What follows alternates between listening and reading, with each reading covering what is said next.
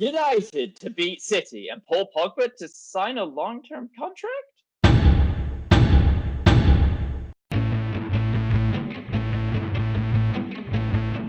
United!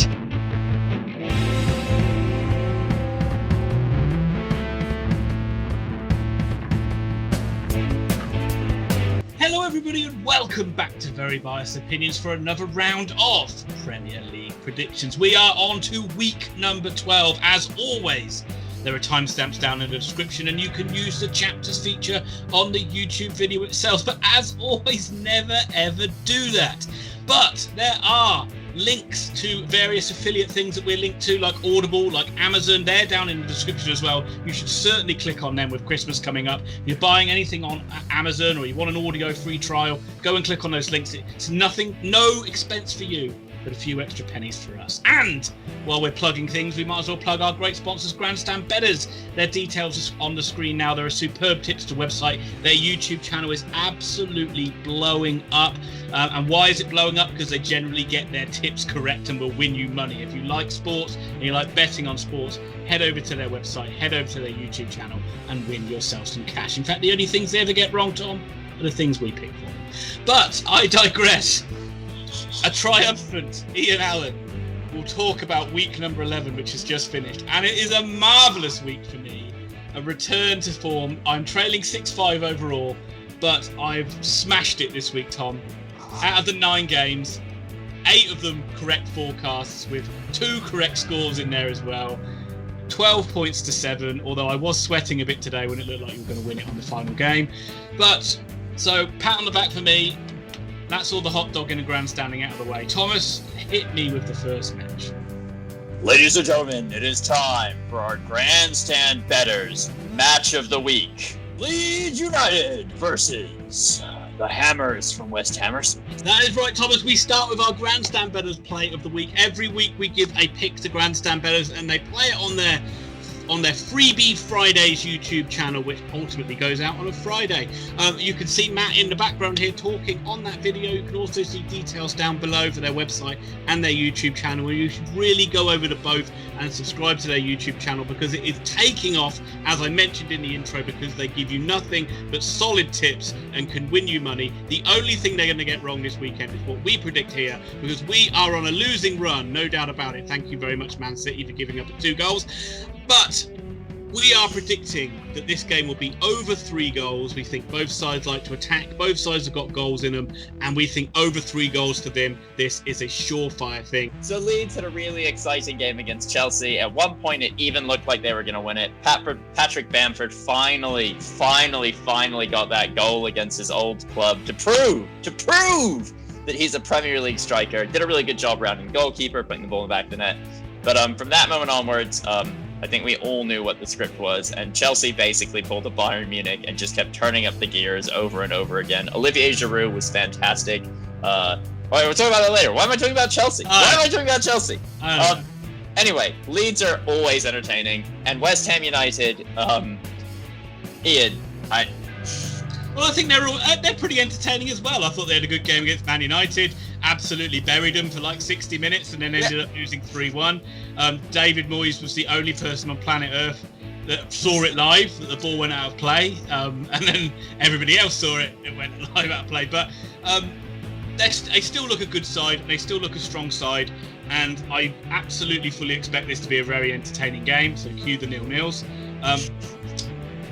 And I think I'm going to go for a high-scoring draw in this one. Draw to start with. I think I'm going to put a Desmond on the board. 2-2 draw.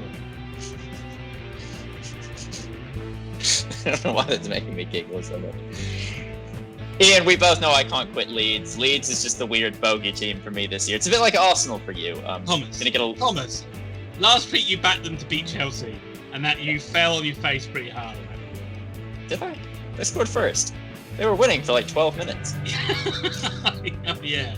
Leeds United to win 2-1. Fulham Football Club versus champions of England. I just feel bad for Fulham. Like, they're not even playing that badly anymore. They're one of these teams that look like they're giving it everything they've got. They're probably just not good enough to be in the league. They lost 2-0 to City. Truthfully, it should have been like 7, but Man City hate hate us, especially when we back them to score at least 3 goals in a football match. And so they refused to score. I think they hit the post twice. I think Raheem Sterling did his normal thing of thinking north is south, south is north, and east is south. And but Liverpool won. Liverpool won handily. They absolutely dominated Wolves. They almost got me a correct score, which again would have at least let me get close to you. Yes. But they didn't. So, anything you have to say about this, Ian? Well, just the fact that obviously Fulham, yeah, I agree with you about you said Fulham, but it was like a cat playing with its food, what Man City were like, weren't they? Liverpool, I thought, were absolutely formidable against Wolves, to really put a good Wolves side to the sword in that game, beat them 4-0, obviously backed a lot by having fans back in Anfield. That must have given the players just a hell of a lift. And they looked every bit the best side in England, which is what they've been for the last couple of years. And I feel sorry for Fulham. It's a damage limitation job for them again. But Liverpool are going to win 3-0. I've gone first twice in a row. Maybe that's why I win every time. Yes, that's definitely it. I really want to talk about Liverpool and that I really discounted them for losing all their defenders. And I genuinely think that if, their 4 fit first-team centre-backs were still actually there, that this Liverpool team would be better than Spurs and would be leading the league. They've had such awful luck, and the fact that they're able to slot players in and just look so effective. Adama Traore only threatened this Liverpool side like 3 times, and even Adama Traore half asleep could threaten them 20 times in a match normally. So it's just really impressive. It's really impressive what Klopp's doing, and the team spirit and the team cohesion and the ability for players to slot into different positions, and the ability for Jurgen Klopp to get Jordan Henderson to play through balls in a forward direction is nothing short of miraculous. And they've done really well. And this is the last time this year I praise Liverpool, but they've been freaking great. So 5-0 Liverpool. Oh my word. Oh dear. Arsenal versus Burnley. It's a good old dumpster fire, and that's right. Burning a hole in the Emirates is Arsenal Football Club. They have reverted totally back to type. It brings me such joy that there is a club that is more of a shit show than Man United right now. And it makes me so happy they're coming up against one of their old nemesis in Burnley, which, let's be honest, Arsenal are going to have 85% possession in this match and lose 3-0. Oh, Thomas. This was supposed to be another Invincibles year. What has happened? Oh my, I mean, just absolutely, since that Man United game, it's amazing how badly the form's just slumped off a cliff. And in that game, they were just picked off by Tottenham, absolutely exposed for the frailties at the back. I've got an interesting bit of theorising from friend of the channel, Steve Lawrence, and staunch Arsenal fan, Steve Lawrence, who has been absolutely slating the Gooners in messages to me over the last couple of games. He reckons that a lot of the players are pretty much down tools on Arteta since he's frozen Ozil out. And I know you're going to laugh at that, and everyone thinks it's a joke, but Ozil was a very popular member amongst the players, and they're not happy with the way he's been kind of treated. Yeah, I mean, it's possible. They don't look good, and something is going on with Aubameyang. That guy. Yeah, sorry, you go on. You talk about Aubameyang. I've got other things to say in a second. Oh no, I was just gonna say he doesn't look like he wants to score goals. I'm not saying he doesn't want to, but you know what I mean. Like, it just looks like he. There's some good players in that back line. I like Gabriel. I think Tierney's a good player. Bellerin is useless. Like, why is he still in the team? He's been useless for years, though. You had this farcical situation where Partey's injured for Spurs' second goal, and he's trying to walk off the pitch when Spurs are attacking, and just has to push him back on, which is absolutely like just like Monty Python levels of farcical. And you just don't see when the next win's going to come from, and they're going to come up against a very organised Burnley side who've got their mojo back, who look very look like they enjoy playing again. They've got their key players back, put in a good performance against Everton. What were the odds that getting trounced by City 5-0 would sort Burnley out? They can almost wash those games off. It's almost like, okay, we've been crap that game, but we know what we normally are like, and they put in a really good performance against Everton. Earned the point. They could have won. It could, definitely. But both keepers actually played really well in that game, didn't they? Pope and But I am still going to back the Gunners, Tom, because it's this silly little thing, I'm going to back them every time, even though they blew my perfect round. 2-1 Arsenal. It's going to be a 1-1 draw, but really quickly, anyone who watched the Burnley-Everton game, Dominic Calvert-Lewin's goal is so good in that he is sliding straight at Nick Pope, and Nick Pope is just eyes on the ball, and as the ball goes in the net, Dominic Calvert-Lewin, who is not a small human being, just smashes Nick Pope, and Nick Pope just out. Oh, it was a good goal. But Burnley was really good, and they deserved to win that match. Everton were terrible. On to the next match. Up for another Midlands derby, Wolverhampton Wanderers versus Aston Villa. For about the 8th week in a row, hands up. I am sorry, Wolves, that I thought you would not be that great without Jimenez. You did play some decent football. Podence was a good attacker. And no, I can't do it. I wasn't wrong. You guys got fucking owned by Liverpool at the end of that game. I got nothing for you. They do look kind of dangerous going forward. Podence just has come out of the woodwork, hasn't he? I don't remember him. I remember nothing about him, and all of a sudden, every time I watch him, he tried to chip the goalkeeper from like 10 feet out and almost did it. It was a great diving stop. I think his name was Kelleher. But they come up against an Aston Villa side that I don't know how to talk about, so I'm going to leave it to you. Yeah, well, there's not much really more to say about Villa than what we said the last time. They didn't play against Newcastle because of COVID. They look a much better side than what we expected this season. And I think this will be an entertaining game. Although I don't know, because Wolves tend to shut games down in the first half, don't they? And it was only inexplicable Connor Cody mistake, which let Liverpool in for the first goal. And that kind of opened the floodgates, really. But Connor Cody had the day from hell. Everything that could go wrong to that poor guy went wrong. Which is really unusual, I must say, because he's usually a rock-solid defender. I'm going to back Wolves. I don't think I've backed Wolves to win a game for a while, so I think they'll win. I think it'll be 2-1 to the Wolves. Yeah, I've got the exact same score. I typed it in right before you said it, just to prove I had it first. I did have it first, because I'm supposed to say first, but you talked over me as always. This is why you win every round. This is... All right, I'm setting out the rest of these predictions. I'm sure you asked me, what do I think the score's going to be? I'm done! Everton versus Chelsea. I'm back, because you're talking about Chelsea, and I love talking about Chelsea, because they're so good going forward. Holy hell. I've already said it once. Before you say anything, I'm just going to say it. In my opinion, Olivier Giroud is a hack fraud, and I feel sorry for Tammy Abraham. Ian Allen is a hack fraud, and I feel sorry for Thomas Pickering right now for having to deal with the shit coming out of his mouth. Olivier Giroud is in the form of his life all of a sudden. In that game, it was nuts. Not only does he score the equalizer, which is a good goal, but he then puts the ball basically in the net, and Timo Werner's 1,000-mile-an-hour, Energizer Bunny thing manages to miskick it on the line to stop it from going in and stealing the goal, and then volleys it at the goalkeeper and hits the crossbar and it goes out. So thank you, Timo Werner, for stealing Olivier Giroud's goal. Also, Ian, this is an actual question. What is Timo Werner doing most of the time, and does he know? Because he seems to run at 1,000 miles an hour, but never know what he's doing with the ball. No, he's incredibly erratic player to watch. He really is. I talked about it the other week. He seems to shoot when he should pass and pass when he should shoot. I really enjoy watching him though, because he's everything's done at 1,000,000 miles an hour. Yeah. But I'm just going to go back to. I have to go back to this fucking mercenary Giroud. Does fuck all, and all of a sudden he's during the end of his contract and he starts playing a few good games. Or Abramovich getting rinsed of money.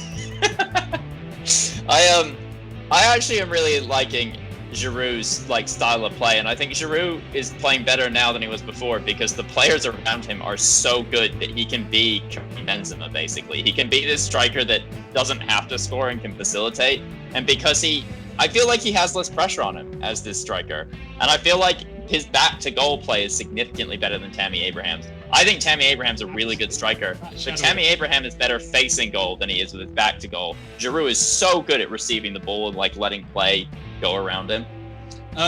Couple of other things about Chelsea. You'll never score more than one goal against Mendy, so you got to kind of try and hope a clean sheet because they just look imperious again at the back despite losing that early goal. People seem to have written off Havertz early on, Tom, as well. I heard some comments about him being one of the worst signings ever. It's wrong. It's just wrong. I feel bad for Havertz in that they didn't need him, and now that they have him, they kind of sometimes have to crowbar him into matches. But anyone that's watched, especially when you look at like players like when Werner squared that ball off for the final goal, you're just thinking, I wonder who's going to run on the end of this. Oh, it's Pulisic. Didn't even realise he was on the pitch. Yeah.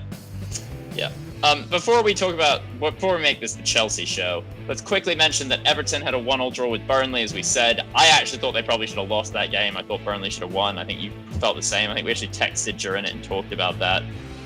I think Everton got sucked into playing Burnley's game, really. I think also James Rodriguez at the start dragged Everton up. Now they're starting to drag him back down. I thought Jordan Pickford, we give him some shit, but he had a screamer. I thought it was an immense goal. Yeah.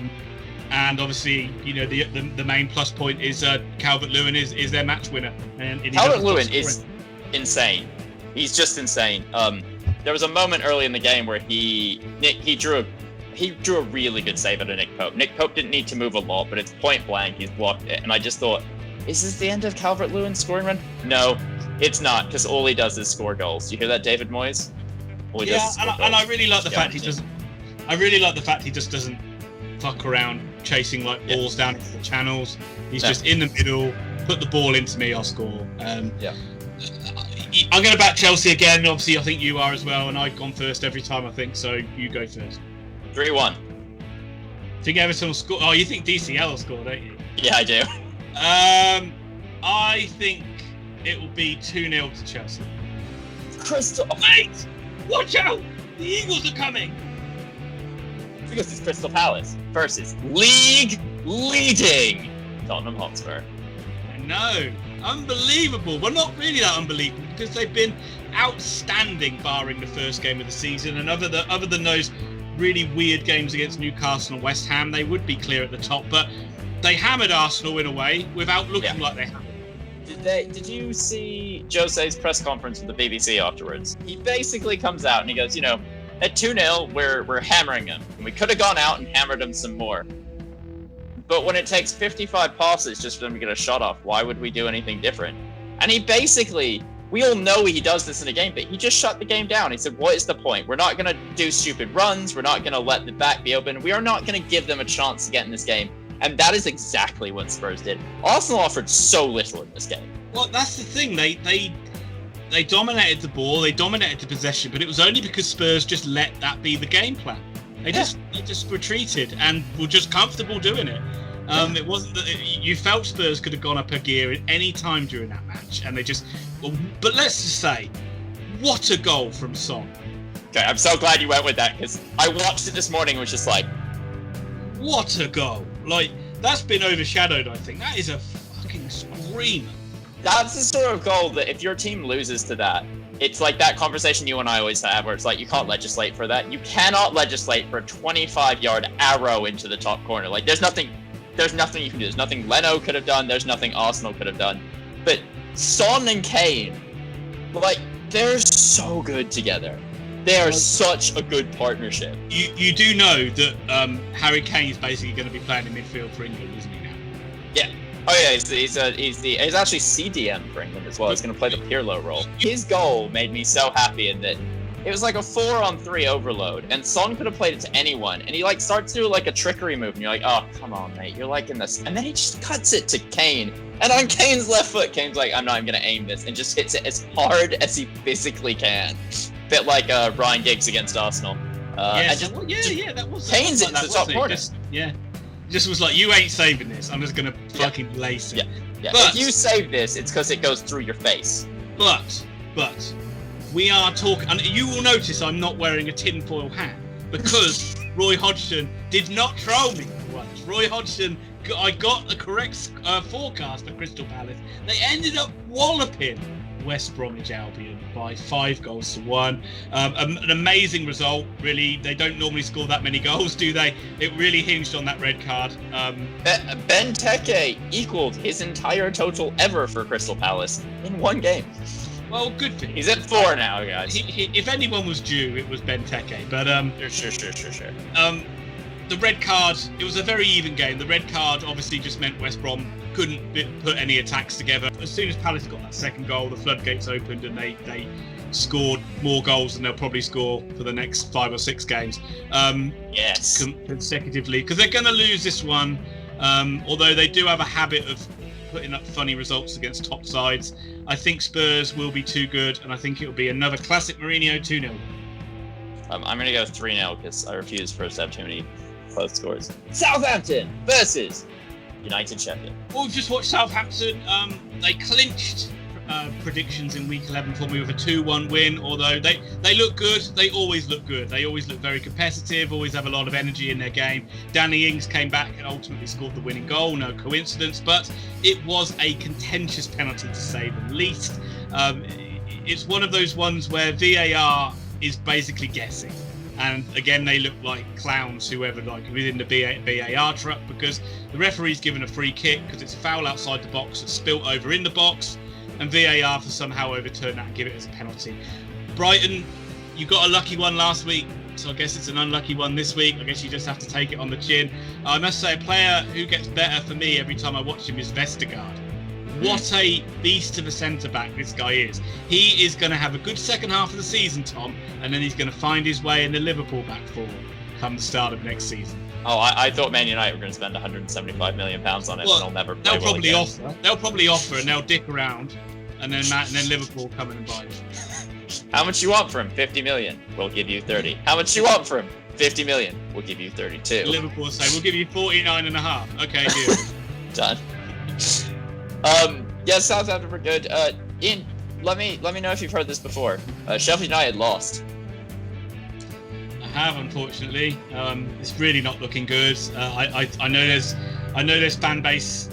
Half the fan base are kind of wanting Wilder out. Half of them want him to stay.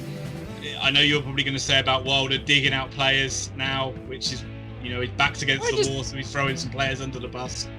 It just didn't make any sense to me that he comes out, and I'm listening to it on the radio, I'm pretty sure. I don't think it was on Match Today. I think it was on the radio, but it may have been Match Today. And he's like, Johnny played well. He's awesome. He's a really good footballer. He did everything right for like 90 minutes out there. But he made a mistake, and Jamie Vardy scored. And he's made a mistake, and Jamie Vardy scored. But I'm not saying it's his fault. But he's made a mistake, and Jamie Vardy scored. And you're like, yeah, he did quite quickly turn to like players making individual errors. I can't understand why the Sheffield United player doesn't just bring Vardy down and give away a red card. I cannot understand why he's tried to let him run. How many times have we seen that happen this season though? Like, it feels like that's left the English game. That Fergie, foul him the minute you can, foul him, just bring him down. Like, Man United did it for 20 years. If you counterattacked on them, they just would grab your arm and pull you to the ground. Or, they'd let Roy Keane break your kneecaps. I mean, it's one of the two choices. And especially with that being like last seconds of the game, you could have taken the red card and, you probably would have come out of a 1-1 draw anyway. But it's a horror show. It's an absolute horror show for them. This is a tough game as well. Some point down the line, they're going to get a win. Some point, they're going to get the luck is going to turn. But it looks already like it's too little, too late for them. And I think Southampton are just too strong, and you're a fool to back against them. They average like 0.5 goals a game. I think it's even less than that. It probably is, but I know it was 0.4 and they got 1, so I assumed it might have gone up a notch. Good point. It was, I think Southampton, I'm going to go, sorry Tom, you go first. I went first. I'm going to go 1-0 to Southampton. Yeah, I'm going to go 2-0 to Southampton. Thing is, they're still playing really tight at the back. Like, you can't fault them for that. There's just nothing up front. Like, is it McBurney that scored the header?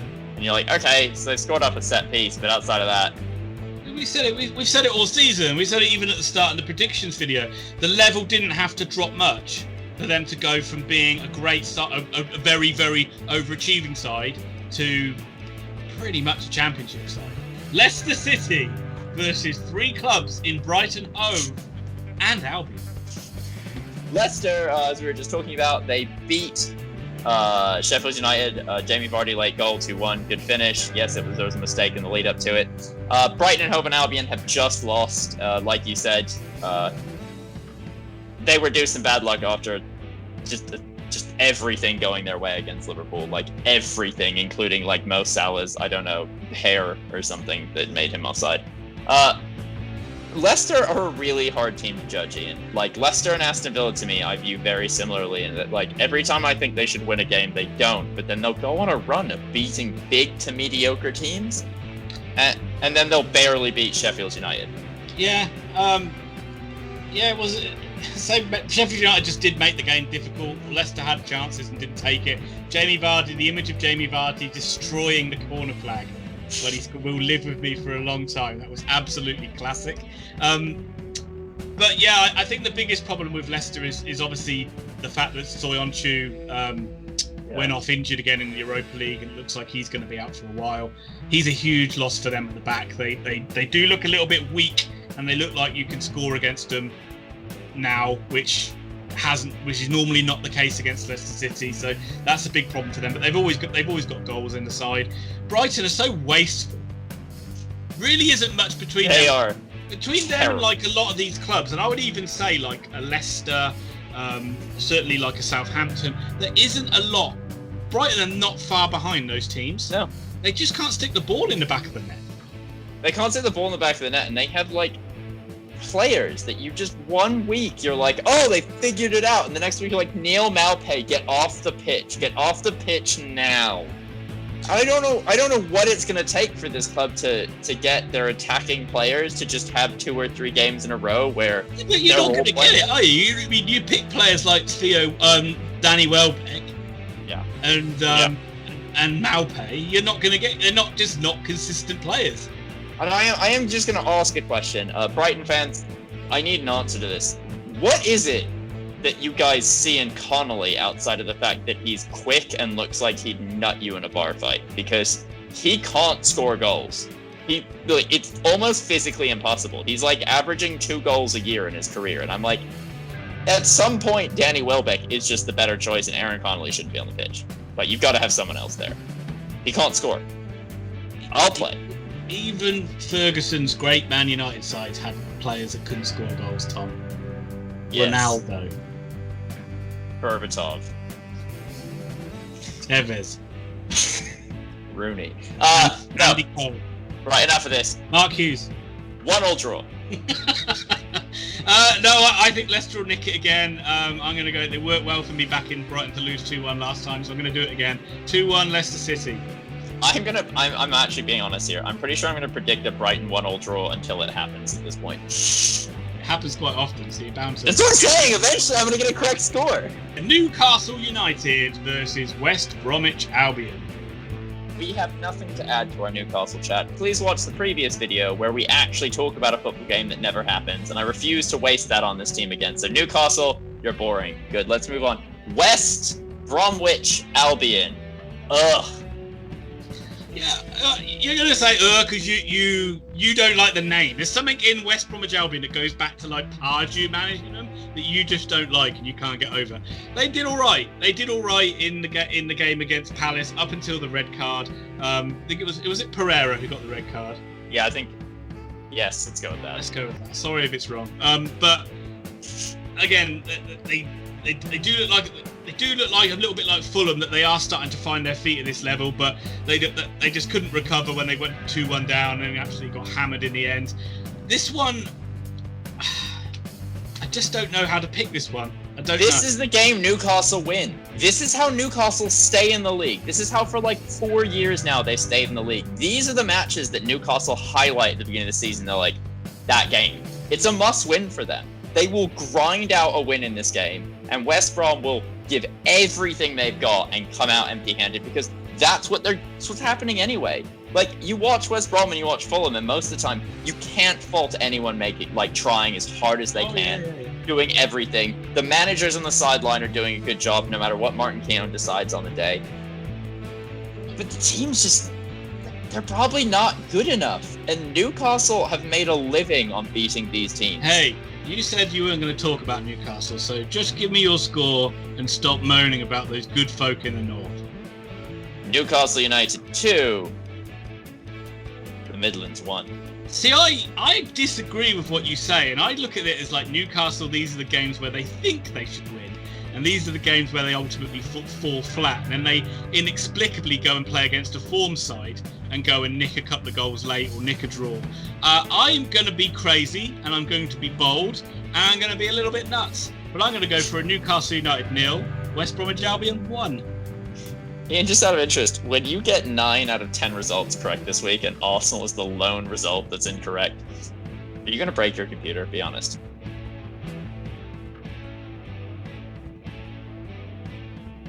Let's put cards on the table, folks. If you've got cards, put them on the table, because this is the only game that matters this weekend. It's for the pride of the city of Manchester. It is two famous old sides battling over the glory of Newton Heath. Thomas, it's time! The main event.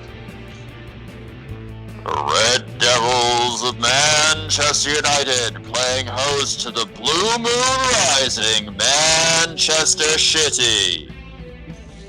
I say it once, I say it 1,000 times. If you're a complete neutral watching Manchester United, they are the most entertaining side you could possibly watch. You do not know what is going to happen in their matches, but to tell you more about that is our resident expert Manchester United fan, Thomas Pickering.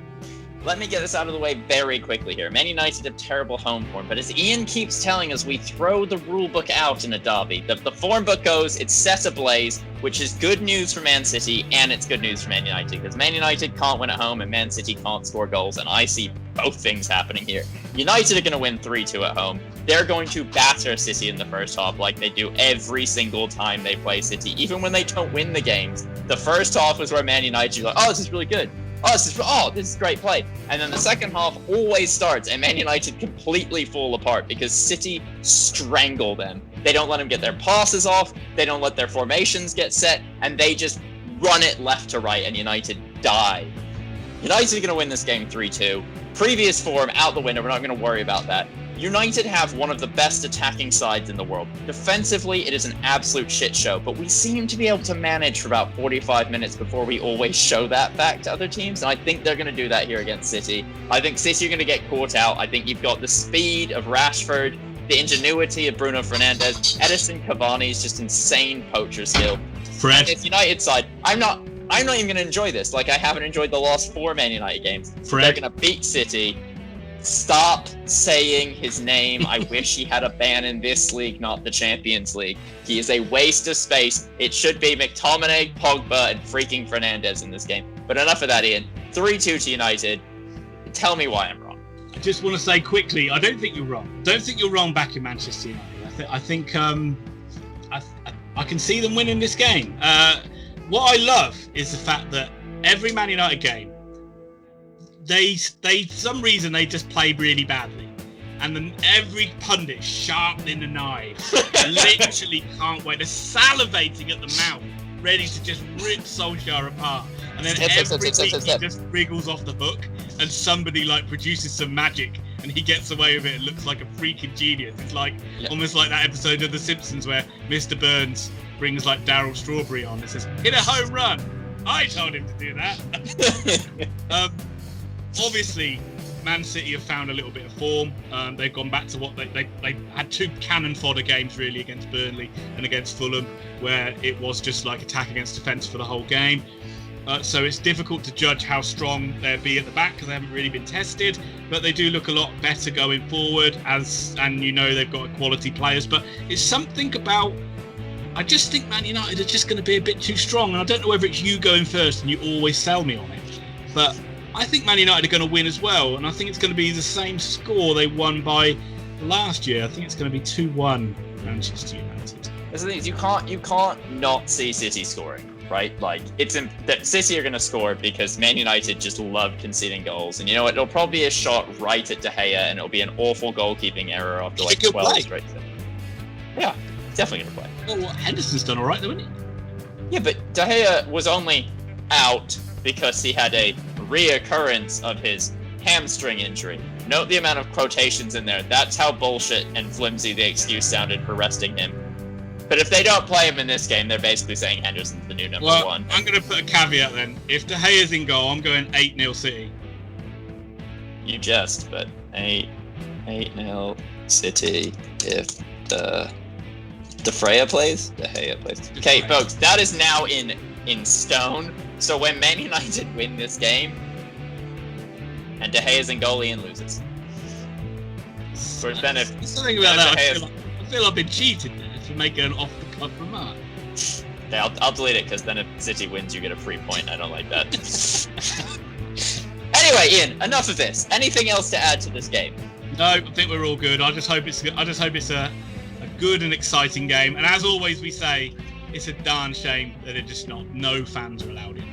It is really, really annoying. They can't even get 1,000 fans into Old Trafford just to give it some realism. Like, you get 1,000 fans and even 980 of them are United supporters and somehow 20 City fans get in there. It's going to be such a good atmosphere. Just this. Well, I mean, we're going off the cuff a bit, but 2,000 fans in the Tottenham Arsenal game, they made their voices heard. Oh, mate, every game I've watched with fans has felt like football to me. Like, match of the day, for the first time in a while I watched it and I was like, oh, I feel like I'm home. I feel like this is why I watch football. Like, it's so much better.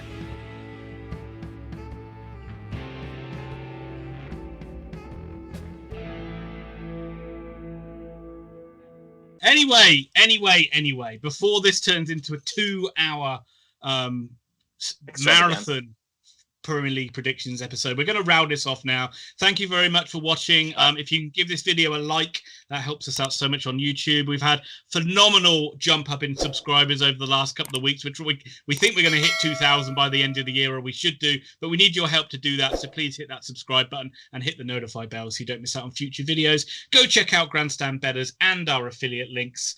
And we'll be back for League One and more Premier League, because there's midweek Premier League next week, remember. Thomas, anything else to add? Smeagol clouds.